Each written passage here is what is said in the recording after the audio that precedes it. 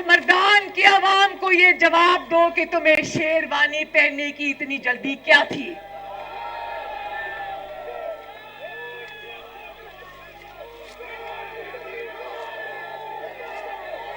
जोर से नारा लगा दो, जोर से।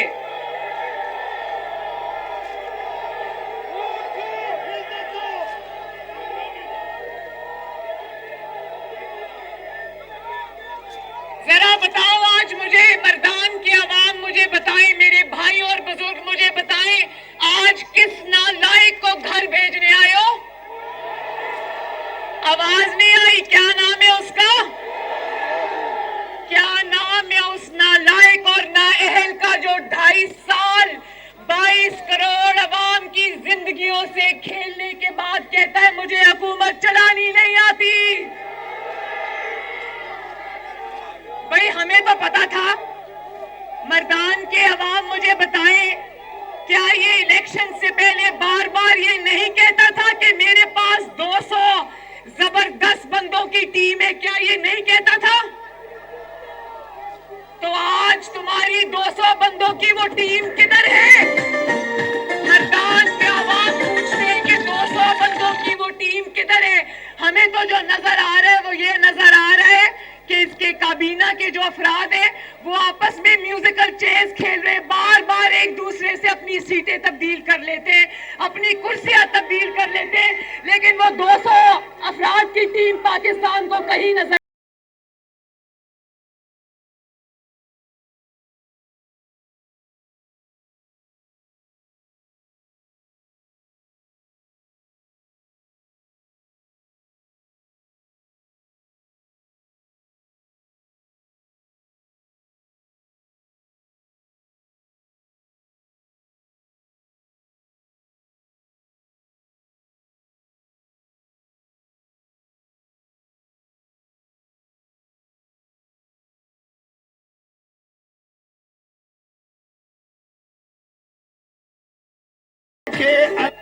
मर्दान के मेरे भाइयों और बुजुर्गों, पहले तो ये बताओ कितने कितने मर्दान के भाइयों को उर्दू समझ आती है?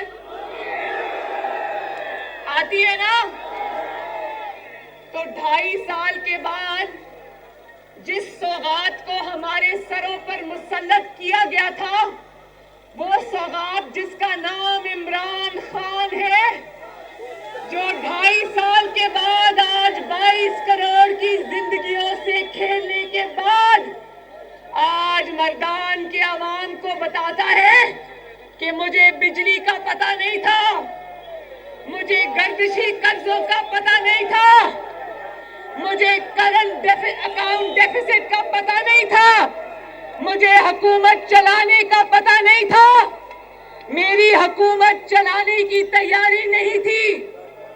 तुम्हारी हुकूमत चलाने की तैयारी तो नहीं थी, लेकिन 400 अरब का चीनी का डाका डालने की तुम्हारी पूरी तैयारी थी। तुम्हारी हुकूमत चलाने की तैयारी तो नहीं थी, मगर 225 अरब रुपए का आटे का डाका डालने की पूरी तैयारी थी। तुम्हारी हुकूमत चलाने की तैयारी नहीं थी, लेकिन 122 अरब का LNG का डाका डालने की तुम्हारी पूरी तैयारी थी। हुकूमत चलाने की तुम्हारी तैयारी नहीं थी, लेकिन LNG को देर से इंपोर्ट करके पाकिस्तानियों को महंगी गैस फराहम करने की तुम्हारी पूरी तैयारी थी। 1 करोड़ नौकरियां देने की तुम्हारी पूरी तैयारी नहीं थी, लेकिन अपने दोस्त जो तुम्हारे पर माल खर्च करते हैं उनको बाहर से ला कर नौकरियां देने की तुम्हारी पूरी तैयारी थी ना मर्दान के भाइयों? सेहत की सहूलतें देखो, अभी मुझे कौन कौन जानता है कि खैबर टीचिंग हॉस्पिटल में 8 अफराद कोरोना के पेशेंट्स जो हैं वो जिंदगी की बाजी हार गए क्योंकि ऑक्सीजन के सिलेंडर्स टाइम पे नहीं आए। कितने मर्दान के भाई जानते हैं ये बात? सब जानते हो ना। तो सेहत की सहूलियात देने की तैयारी तुम्हारी नहीं थी, लेकिन 500% अद्वियात की प्राइसेस बढ़ाने की तुम्हारी पूरी तैयारी थी।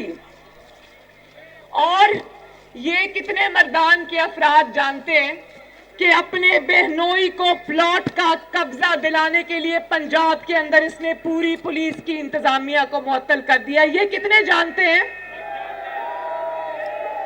तो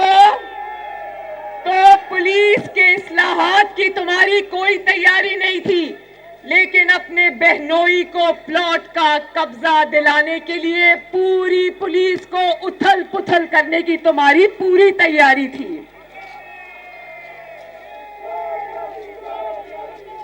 और अवाम को, मर्दान के अवाम को और पाकिस्तान के अवाम को इंसाफ की फराहमी की तुम्हारी कोई तैयारी नहीं थी, लेकिन जस्टिस काजी फाइज ईसा के खिलाफ झूठा रेफरेंस बनाने की तुम्हारी पूरी तैयारी थी। और एएनपी मर्दान के मेरे बुजुर्गों, भाइयों, मर्दान के मेरे बुजुर्गों और भाइयों, आप लोग बहनों और बेटियों की इज्जत करने वाले गैरतमंद पख्तून हो। मैं ये जानती हूं अपने मुखालिफिन की, सियासी मुखालिफिन की बहनों और बेटियों को जेल में डालने की, उनको सल्लाखों के पीछे फेंकने की तुम्हारी पूरी तैयारी थी, लेकिन तुम्हारी बहन अलीमा खान साहिबा, उसको एनआरओ देने की तुम्हारी पूरी तैयारी थी। ठीक है ना?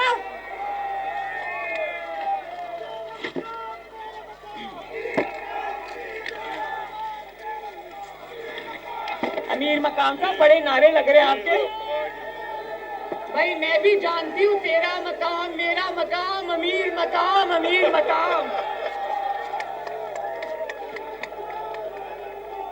और फिर मर्दान वालों, एक और बात मुझे बताओ कि खारजा पॉलिसी को मुस्तहकम करने की तुम्हारी कोई तैयारी नहीं थी, लेकिन भारत की झोली में कश्मीर फेंक आने की तुम्हारी पूरी तैयारी थी।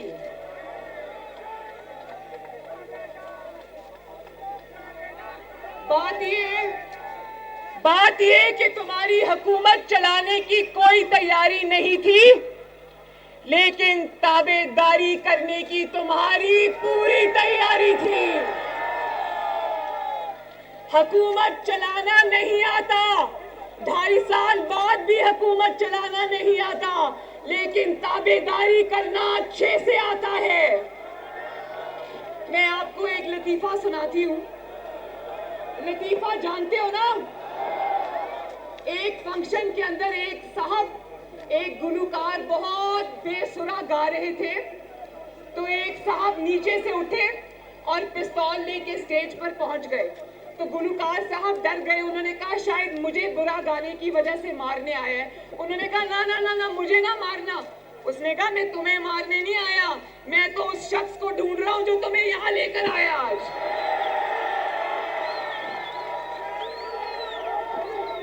मर्दान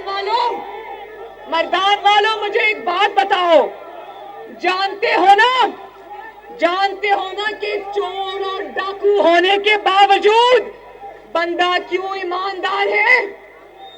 क्योंकि बंदे ने ताबेदारी बड़ी ईमानदारी से की है, क्योंकि बंदे ने अवाम के साथ बेईमानी बड़ी ईमानदारी से की है। मर्दान वालों मेरे साथ बोलो, सरे ढेर ईमानदार दे, ज़कचे सरे ढेर ताबेदार दे। बोलो मेरे पीछे बोलो जरा, सरे ढेर ईमानदार दे, ज़कचे सरे ढेर ताबेदार दे। और वो लोग जो पछतो नहीं समझते, उनके लिए तर्जुमा कर देती हूँ कि बंदा चोर होने के बावजूद ईमानदार है, क्योंकि बंदा बहुत ताबेदार है। और हमें कहता था, देखो हमें कहता था, शुक्रिया शुक्रिया मरियम, मरियम शुक्रिया। अब मरियम की बात भी सुन लो जरा। और कहता था कि दो नहीं एक पाकिस्तान, ताकतवर को कानून के नीचे लाऊंगा और गरीब को इंसाफ फराहम करूंगा। तो मर्दान के अवाम ये पूछते हैं कि गरीब का घर तो तुम बुलडोजर से गिरा देते हो, गरीब की दुकानें तो तुम मस्मार कर देते हो, गरीब की रेहड़ी तो तुम ट्रक में डाल के उठा के ले जाते हो, लेकिन ताकतवर का घर बनी गाला 2 दिन में रेगुलराइज हो जाता है।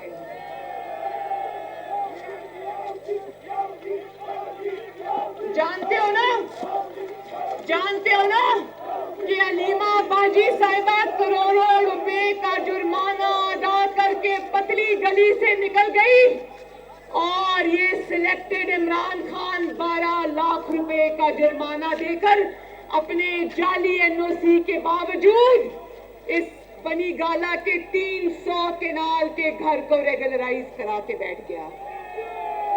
तो लोग ढूंढ रहे हैं, मर्दान के अवाम हाथ उठा के बताओ कि आप लोग भी ढूंढ रहे हो ना कि साकिब निसार का सादिक और अमीन कहाँ है?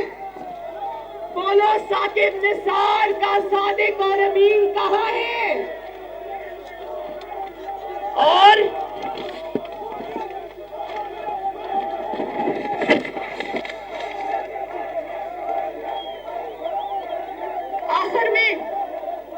आखिर में एक बात मैं बता दूं, कहता है कि मैं पीडीएम से डरता नहीं, मैं पीडीएम से, पाकिस्तान डेमोक्रेटिक अलायंस से, मूवमेंट से, पाकिस्तान डेमोक्रेटिक मूवमेंट से डरता नहीं, मैं उसके आगे झुकता नहीं।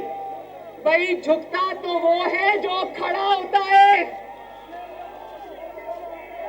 जिसने ताबेदारी की हो उसको झुकने के सिवा कुछ नहीं आता। और मर्दान के अवाम ने ये फैसला दे दिया है और पाकिस्तान के अवाम ने भी ये फैसला दे दिया है कि तुम्हारी हुकूमत चलाने की तैयारी हो ना हो, पाकिस्तान के अवाम ने तुम्हें घर भेजने की तैयारी पूरी कर ली है इंशाअल्लाह। तुम्हें हुकूमत चलाना आता हो या ना आता हो, लेकिन मर्दान ने फैसला कर लिया है कि वो तुम्हें घर भेज के दम लेगा इंशाअल्लाह ताला। तो मर्दान के अवाम अपनी बहन के साथ वादा करो, अगर आपकी जमातें आपको कॉल देंगी तो इस्लामाबाद में लॉन्ग मार्च के लिए आओगे ना इंशाअल्लाह।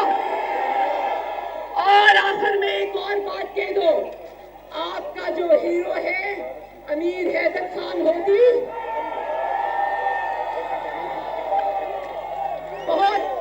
बहुत अच्छी तकरीर करते हैं हैदर भाई। मैं हैदर भाई की तकरीर की बहुत बड़ी मद्दाह हूँ। उन्होंने कहा कि सबसे पहला इस्तीफा मैं दूंगा, तो मैं मर्दान के अवाम से ये पूछना चाहती हूँ कि मर्दान के अवाम ये फैसला दे दे, पाकिस्तान डेमोक्रेटिक मूवमेंट की जमातों को असेंबलियों में बैठना चाहिए या इस्तीफा देके बाहर आ जाना चाहिए? फिर से बताओ, आवाज नहीं आई, मुझे बताओ। ठहरो, मुझे बताओ कि इस्तीफा देकर घर आ जाना चाहिए या इन जाली असेंबलियों में बैठे रहना चाहिए? बैठना चाहिए या बाहर आ जाना चाहिए? इस्तीफे उठा के इनके मुंह पर मारने चाहिए, ये पड़े तुम्हारे इस्तीफे।